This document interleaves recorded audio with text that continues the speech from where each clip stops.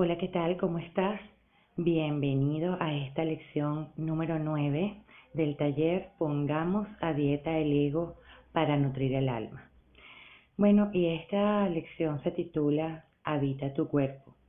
En su introducción, Marianne Williamson dice lo siguiente: no recuerdo haber odiado mi cuerpo de muy niña, ni tampoco haberlo amado. Solo me acuerdo de haberlo habitado con la inocencia y las alegrías naturales de la infancia. Guardo memorias de haber desfilado contenta por casa con una enagua de encaje. Recuerdo haber llevado un bikini, entonces lo llamábamos un dos piezas, aunque todavía carecía de pechos que lo llenasen. Me acuerdo de haber sido tan niña o tan paleta, tan plana como decimos en Venezuela, que no decía que alguien estaba desnudo, sino desnudo, y la palabra no poseía ninguna connotación sexual o vergonzante. Más tarde, sin embargo, algo cambió. No fue nada que sucediera de forma traumática, en un instante concreto. Ocurrió de forma gradual e insidiosa, como le pasa a mucha gente. En la infancia nunca nadie me molestó y tampoco me traumatizó con algo específico. Sin embargo, una acumulación de momentos tóxicos me fue inundando como una manera de ansiedad que impregnaba mi mente y acabó por aturdir mi cuerpo. Y es que, bueno, haciendo la reflexión de esta lección, debo confesarles que esta es otra de las lecciones que son un poco rudas cuando uno no se ha detenido a ver cómo esa sucesión de eventos tóxicos nos pueden aturdir y nos pueden alejar de habitar nuestro cuerpo, que es como se llama o como se titula esta lección. Entonces, puede ser que a algunas personas los haya afectado algún evento traumático, como son los abusos sexuales, abusos psicológicos, abusos emocionales o cualquier tipo de maltrato, sino que a medida que va pasando el tiempo, uno se va llenando de esos eventos tóxicos que, bueno, a la larga hacen que uno desaloje esa habitación llamada cuerpo y viva del cuello hacia arriba, solamente pensando, tomando decisiones, preocupándonos, etcétera, o planificando el futuro, pero como si viviésemos en un saco. O sea, si el cuerpo pareciera un saco y no habitáramos en él. Eso es a lo que se refiere esta lección. Entonces, por razones que permanecieron enterradas en mi inconsciente durante mucho tiempo, llegué al extremo de negar emocionalmente mi cuerpo. Formas de pensar ajenas se abrían paso hasta mi mente a través de fuentes diversas, tanto personales como culturales, y solo supe afrontarlas rechazando aquellas partes mías a las que se hacía referencia. Lo que antes vivía como motivo de placer se había convertido en un tema peliagudo. Me limité a disociarme de lo que no podía procesar. Mi cuerpo se convirtió en un hogar que yo ya no habitaba. Para algunas personas, el fin de una relación sana y natural con su propio cuerpo se produce a consecuencia de un acontecimiento o experiencia traumático. Para otras, la propia adolescencia es traumática. En último término, lo importante no es el origen del trauma, sino los recursos con que uno cuenta para reparar la brecha abierta en su interior. Lo que está dañado en tu cuerpo empezó por romperse en tu corazón. Entonces imagínense lo contundente de esta frase. Lo que está dañado en tu cuerpo empezó por romperse en tu corazón. La sociedad ha establecido con claridad la criminalidad de actos como la violación o el abuso así como nuestras necesidades de protegernos de tales agresiones. Sin embargo, la agresividad de ciertas formas de pensar sumamente tóxicas pueden tener también graves consecuencias. Tanto tu historia personal ha quedado marcada por un trauma repentino como por uno gradual. Debes comprender qué ocurrió para poder superarlo. Para que te sirva de ejemplo, yo voy a leerles los siguientes pensamientos enfermizos y qué es lo que subyace tanto en el consciente como en el inconsciente. Esto con la finalidad de que nosotros empecemos a hacer contacto con esos pensamientos enfermizos que hicieron que nosotros tomáramos la decisión de mudarnos de nuestro cuerpo. Entonces, algo que compartimos la mayoría de nosotras es una crisis psicológica padecida en la adolescencia. Las ideas inocentes se convirtieron en pensamientos dolorosos y aquello que estaba sano empezó a enfermar. Porque bueno, si nosotros nos vamos a cada quien haga este proceso retrospectivo en su infancia, y en la infancia nosotros no estábamos pendientes si teníamos, si éramos flacos, si éramos gordos, eh, si teníamos algún defecto físico. De hecho, los niños no son así. Los niños disfrutan, viven, comparten sin ningún temor hasta que los adultos empiezan a eh, mm, digamos que enviarles mensajes que no son nada positivos, o a veces entre los mismos niños cuando se llega a la edad de la escolaridad, y así sucesivamente. Pero en realidad es tal como dice aquí, eh, nosotros nacemos totalmente inocentes, empezamos a llenarnos de pensamientos dolorosos y lo que estaba totalmente sano comienza a enfermar. Es por ello que surge la necesidad de empezar a revisar esos pensamientos enfermizos para darnos cuenta. Aquí hay algunos ejemplos. Sin embargo, bueno, sería bueno que ustedes también, a raíz de estos ejemplos, empezaran a encontrar esos pensamientos enfermizos con los que tal vez empezó a enfermarse el cuerpo, y que con la consecuente eh, decisión de mudarnos del cuerpo y bueno, sencillamente no habitarlo. Y con esto de no habitarlo implica así como que, bueno, no sé qué es lo que le pasa a mi cuerpo, no sé cuáles son las necesidades que tiene, o sea, total, yo no vivo ahí. Imagínense que ustedes no vivieran en una habitación.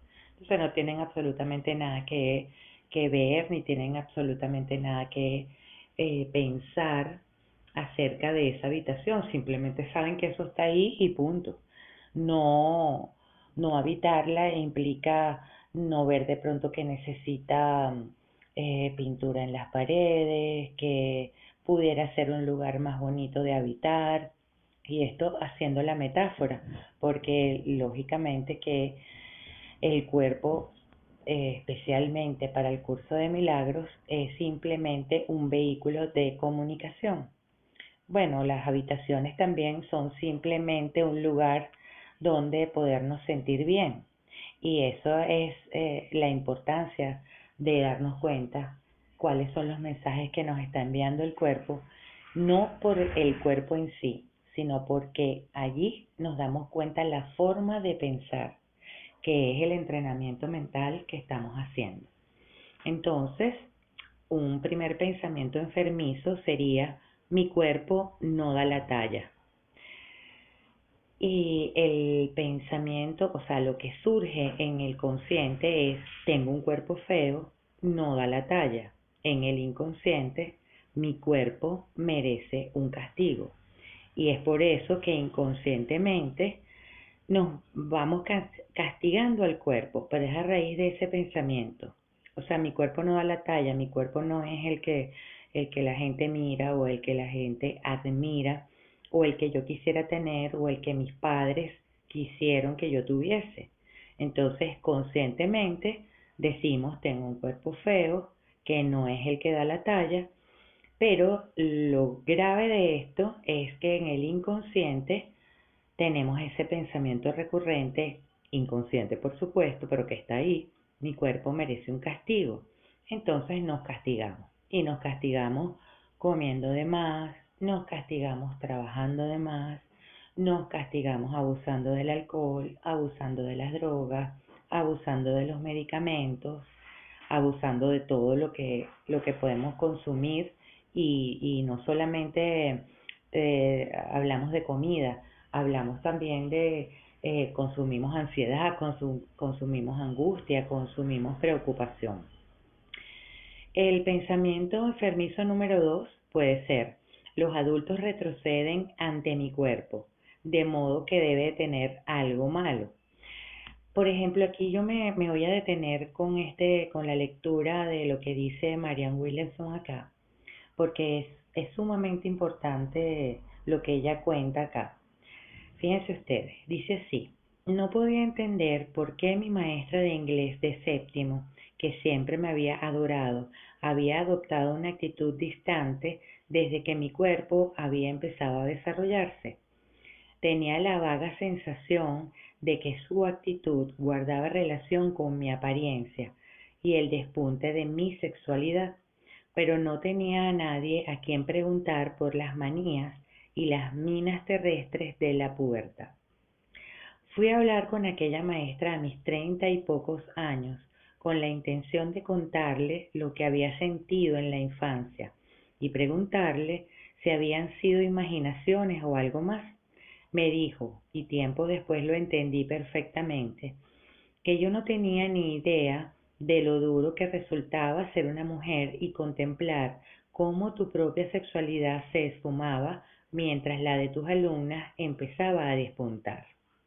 Esto quiere decir que en esa maestra había cierta envidia, para decirlo así en términos un poco más directos, y que ella estaba viendo su sexualidad apagarse mientras que la de sus alumnos florecía.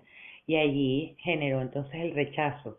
Y ese rechazo afectó a esta alumna, que en este caso es Marianne Williamson, este, y la hizo creer que algo malo estaba en su cuerpo, como bien decía el pensamiento enfermizo número 2. Mi maestra no había tenido intención de herirme ni me había rechazado de forma consciente. Simplemente había sentido una decepción natural, una decepción que no sabía cómo abordar, salvo proyectándola en los demás, ante una situación que tenía poco que ver con mi vida y mucho con la suya. Entonces, ¿cuál es el pensamiento consciente derivado de que hay algo malo en mi cuerpo y por eso la gente me rechaza? Los adultos se comportan de forma extraña conmigo ahora que mi cuerpo ha cambiado. Recordemos que cuando nosotros transitamos la adolescencia, empezamos a cambiar de forma. Nuestro cuerpo empieza a cambiar, empieza a sufrir transformaciones y es allí cuando las personas que están alrededor pueden comportarse de una forma extraña con nosotros. Y ya vamos a ver también un ejemplo con respecto a la figura de papá, que sobre todo a nosotros, las mujeres, nos afecta demasiado. Entonces, para esto de que los adultos se comportan de forma extraña conmigo, ahora que mi cuerpo ha cambiado, ese es el pensamiento, lo que está consciente, ¿ok? ¿Qué es lo que subyace en el inconsciente o lo que se aloja en el inconsciente y no lo sabemos? Hay algo malo en mi cuerpo. Y si hay algo malo en mi cuerpo, bueno, yo voy a tratar de esconderlo, sea como sea. A veces lo escondemos cubiertos de muchos kilos de más, como es lo que estamos tratando, una de las cosas que estamos tratando en este taller, y también lo podemos esconder cubriéndolo con demasiada ropa, también puede ser adelgazando demasiado, ojo, ¿ok? O nos invisibilizamos Y cuando somos más adultos, entonces tratamos de escondernos detrás de un escritorio todo el día o manteniéndonos muy ocupados, etcétera. Hay un montón de cosas que tenemos en el inconsciente, de pensamientos más bien, que están en el inconsciente y que con este ejercicio que vamos a hacer en esta lección podemos traerlas entonces o sea, podemos hacerlo visibles y podemos hacernos cargo de esto. El, el pensamiento enfermizo número 3, este era el que me refería que les iba a dejar, porque me parece una tremenda reflexión, sobre todo para las mujeres. Papá ya no quiere estar cerca de mí.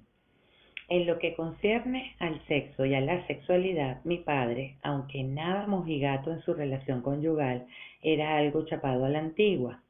Hubiera querido que sus hijas lucieran vestidos rosas y guantes blancos hasta mucho tiempo después de que lo dictase la moda o nuestra edad. Parecía algo incómodo con mi floreciente sexualidad y sin embargo yo no tenía ni idea de lo que eso significaba ni de qué hacer al respecto. ¿Y por qué iba a tenerla? Recuerdo que cierto día, seguro que muchas mujeres guardan recuerdos parecidos, fui a sentarme en el regazo de mi padre y él me hizo levantarme para que me acomodara en otra parte. Fue un gesto insignificante, pero emocionalmente devastador para mí, aunque ahora comprendo que no hizo sino lo que se esperaba de un padre cuando su hija, no tan pequeña, se dejaba caer en sus rodillas. En aquel entonces solo advertí que la actitud de mi padre había cambiado desde que yo había alcanzado la pubertad. Tenía la sensación de que ya no me miraba con buenos ojos, como si de algún modo le hiciese sentir incómodo. Mi padre siguió intentando llevarme al zoológico los domingos mucho tiempo después de que una visita al zoológico hubiera dejado de ser mi idea de un domingo genial. Por lo visto, solo era capaz de relacionarse conmigo si seguía siendo una niña pequeña. La incapacidad de mis padres para ayudarme a transitar el arquetipo de la feminidad y también para realizar su propia transición no se debía a una falta de cariño, sino a su carencia de destreza psicológica para abordar la experiencia. Entonces, fíjense qué importante esto de el tener ese pensamiento enfermizo, creado obviamente por los mismos padres, en el que pensamos, papá ya no quiere estar cerca de mí. Y esto tiene mucho que ver y yo llamaría a la reflexión a las mamás de niñas y que tienen a su pareja cerca, que tienen una relación con el padre de esa niña, porque especialmente para el padre es importante adquirir las herramientas necesarias para poder tratar esa transición o caminar esa transición de nosotras las niñas, de niña a adolescente y de adolescente a mujer. Y todo va a depender, mucho va a depender de la relación que llevemos con papá. ¿Por qué? Porque conscientemente entonces podemos pensar, papá ya no me trata como antes. ¿Y qué es lo que se aloja en el inconsciente? Papá se aleja de la persona que soy ahora. Mi nuevo cuerpo es malo. Entonces, la pérdida del amor paterno inconscientemente busca reemplazo. Y es allí cuando eh,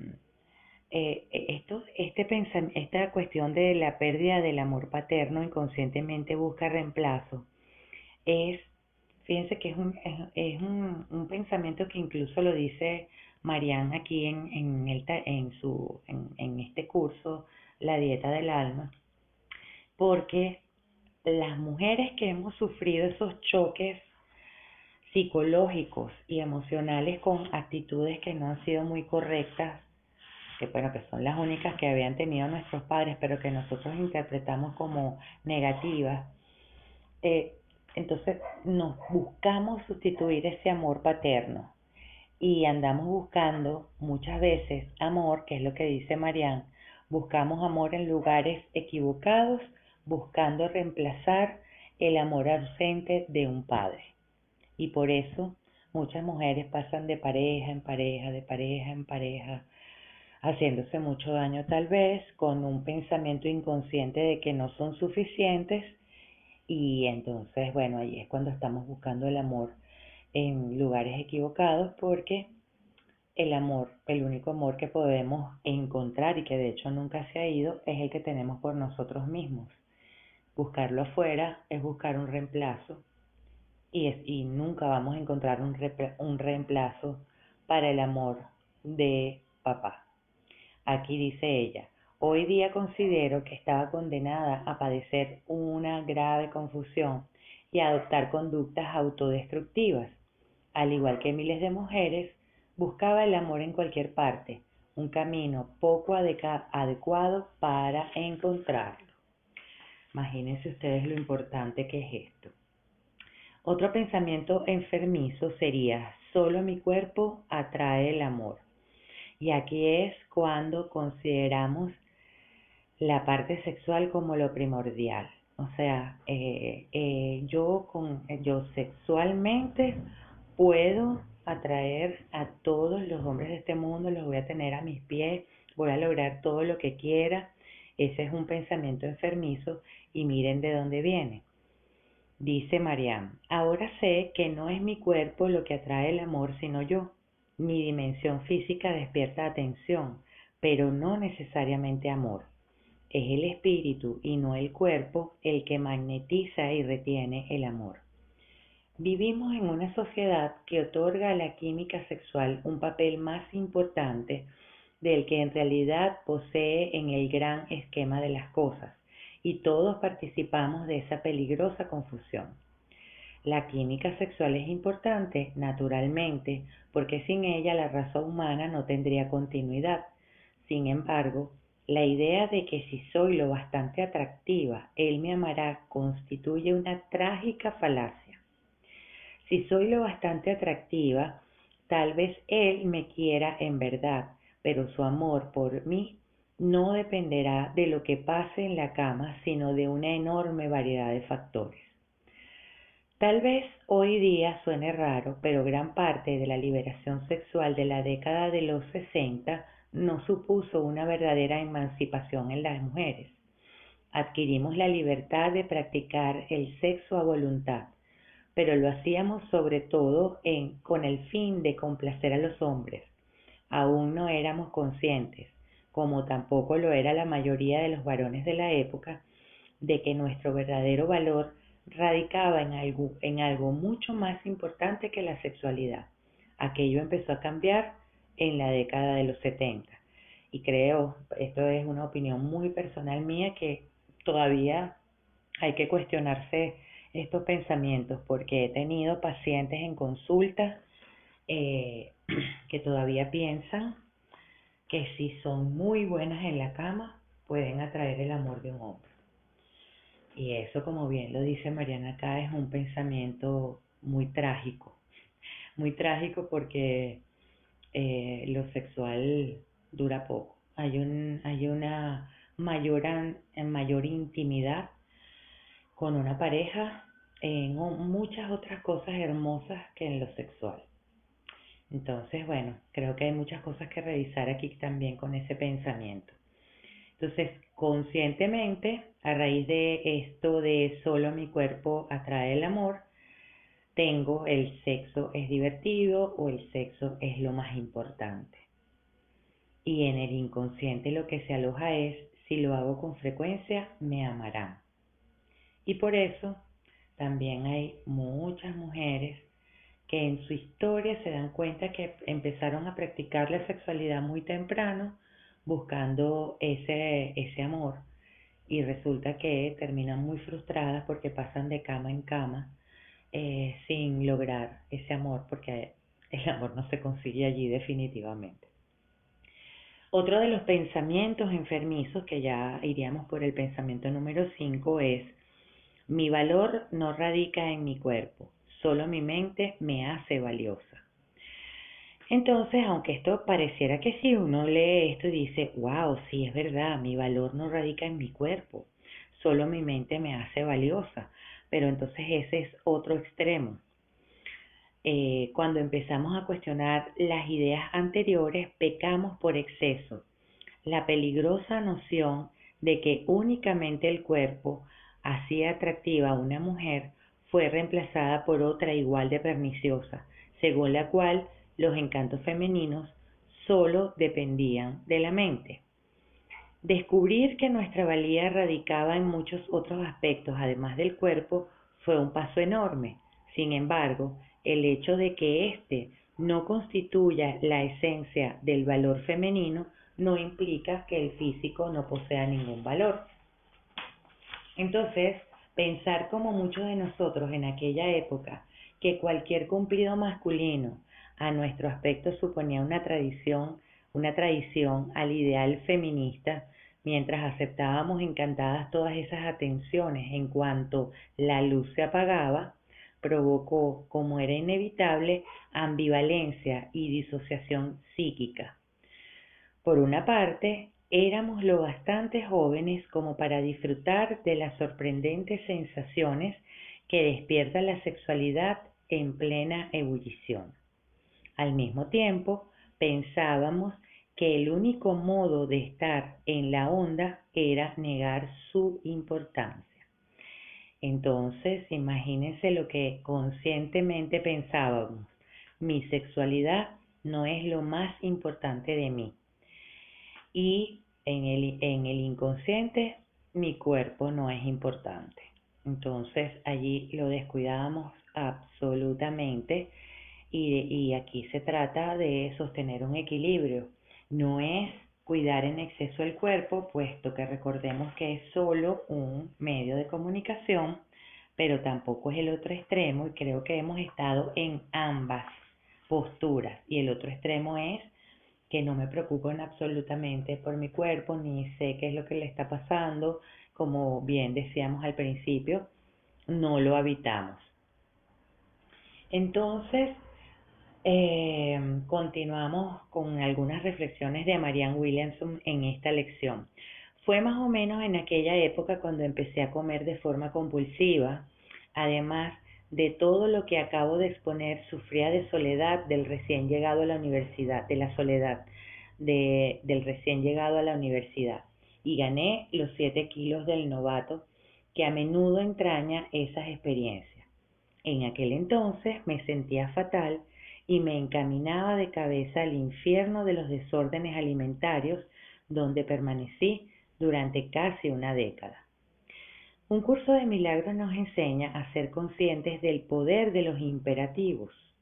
He llegado a comprender que, a causa de mi propia historia personal, albergaba el convencimiento inconsciente de que mi cuerpo no era bueno, no era digno de amor, ni siquiera era importante, y pronto, sin darme cuenta, me propuse demostrar que tenía razón.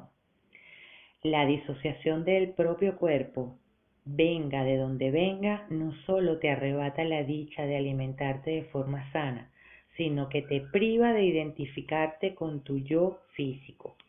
Hablamos de disociación cuando te ves a ti misma aquí y a tu cuerpo por allá. Es la sensación de que, de algún modo, estás separada de tu cuerpo, el cual constituye una trágica escisión de tu yo. Y entonces, ¿cuántos de nosotros en algún momento de nuestra vida hemos estado disociados de ese cuerpo y por lo tanto no le hemos dado ninguna importancia? Okay. Un curso de milagros también nos enseña que tendemos a provocar aquello de lo que más nos defendemos. Al protegerte de un trauma físico, estás creando uno nuevo: el trauma de comer en exceso, o el trauma de trabajar demasiado, o el trauma de consumir drogas, o el trauma de abusar del alcohol, o el trauma de abusar de los medicamentos, o el trauma de jugar hasta arruinarte, o también el trauma de enredarte en relaciones conflictivas, dañinas y destructivas, que hago la aclaratoria que no son los demás los conflictivos, los dañinos y los destructivos, sino que es nuestra forma de relacionarnos con esas personas al igual que con la comida, al igual que con el trabajo, al igual con cualquiera de las conductas obsesivo-compulsivas que pudimos haber creado a raíz de nuestra historia personal. Entonces, la lección de hoy te enseña a desandar esa ruta directa hacia el horror, ese camino que sigues recorriendo por instinto cada vez que te enfrentas al dolor y a la angustia. Al día de hoy, tal vez tu estrés no parezca insignificante al lado del abuso físico que padeciste en la niñez. Podría provocártelo algo tan prosaico como recoger a los niños del colegio, llevarlos al fútbol a tiempo y recoger de camino la ropa de la tintorería antes del cierre. Pero tu inconsciente sigue interpretando la tensión como un peligro y reacciona en consecuencia. Tengo que salir de aquí, te dice. Y para escapar, recurres a la comida. Es decir, este párrafo que acabo de leerles implica que nosotros, cuando tenemos estos traumas o no hemos hecho una revisión de esos pensamientos negativos que tenemos y las consecuencias de llevar en el consciente un pensamiento y en el inconsciente una acción que generalmente es un acto destructivo hacia nosotros, entonces andamos angustiados y andamos en ansiedad. Y el estar angustiados y el estar ansiosos es el que nos hace meternos en estas conductas obsesivas compulsivas porque tenemos la necesidad de huir de allí, de escapar. Y como bien lo dice aquí, bueno, unos recurren a la comida en exceso y otros recurren a trabajar en exceso, trabajar 24/7, otros acuden al alcohol, otros a las drogas, otros al juego, otros a los medicamentos en exceso, a las pastillas para dormir, etcétera, etcétera. Y entonces es allí cuando nos sanamos porque en realidad lo que estamos es huyendo. Entonces, la tarea de esta lección es maravillosa, aunque como decía al principio puede ser muy ruda para los que no han hurgado un poco en esa biografía, en esa historia personal y que tal vez suele ser un poco en algunos tramos, no todos, pero en algunos tramos de esa historia suele ser bastante dolorosa. Entonces, la tarea de hoy consiste en redactar tu historia personal, tanto lo bueno como lo malo. Explora cómo llegaste a disociarte de tu cuerpo, a temerlo, quizás incluso odiarlo. Y no esperes que el camino sea fácil de recorrer. Algunas partes te parecerán divertidas, otras tal vez te horroricen. Algunas serán ridículas y otras tremendamente dolorosas. Lo más importante es que lo hagas, desde la sinceridad y la honestidad.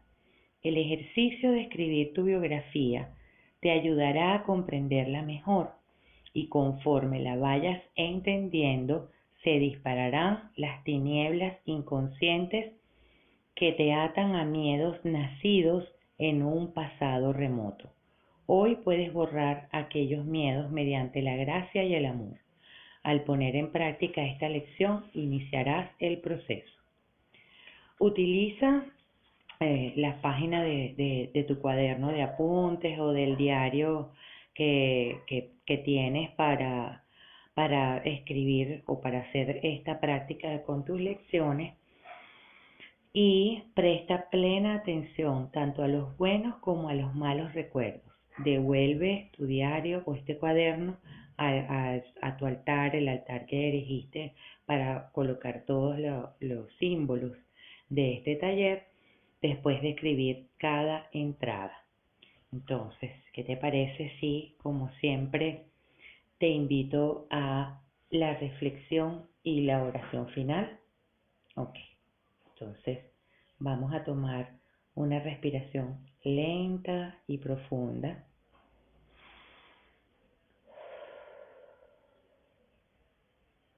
Vamos a cerrar los ojos y a entrar en un estado meditativo.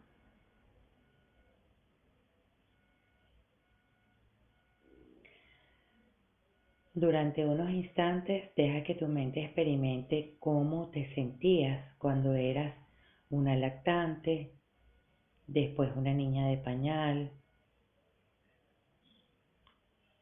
después una niña un poco más grande, y tal vez puedes irte también hacia tu adolescencia,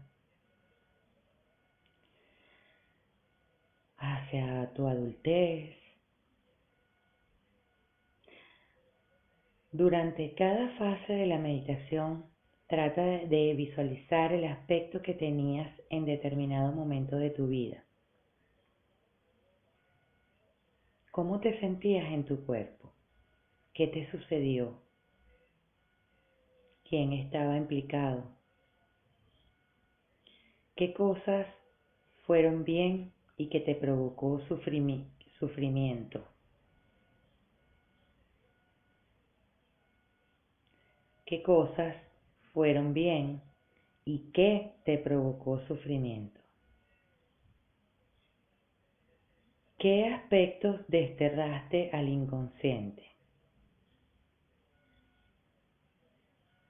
¿Cuándo te disociaste del yo físico?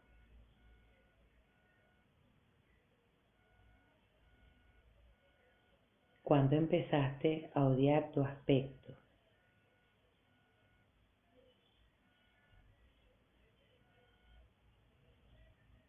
¿Qué ideas te formaste sobre el sexo cuando decidiste recubrir tu cuerpo de grasa o adelgazar en demasía o sencillamente no prestarle atención?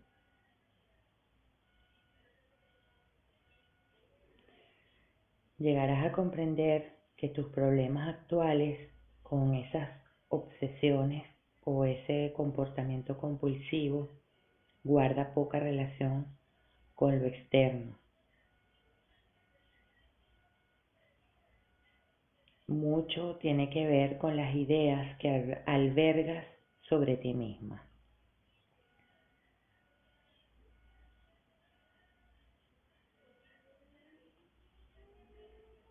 Yo te invitaría a hacer nuevamente esta meditación, ya que no puede ser rápida ni improvisada.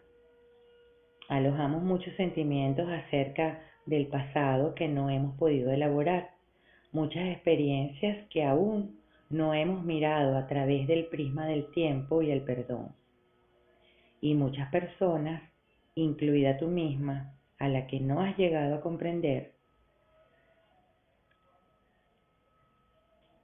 Considera este curso un camino para entender ahora lo que antes no podías asimilar.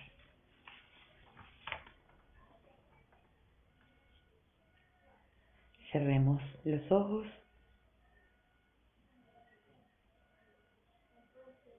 para entonces hacer la oración final.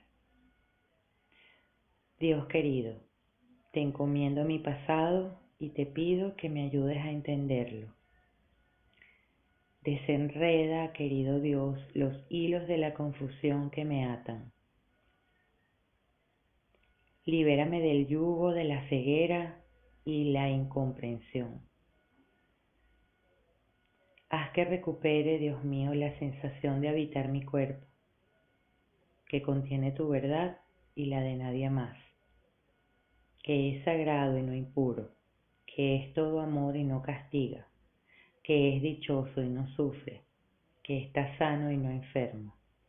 Por favor, Dios querido, deshaz mi pasado y devuélveme a mi ser inocente.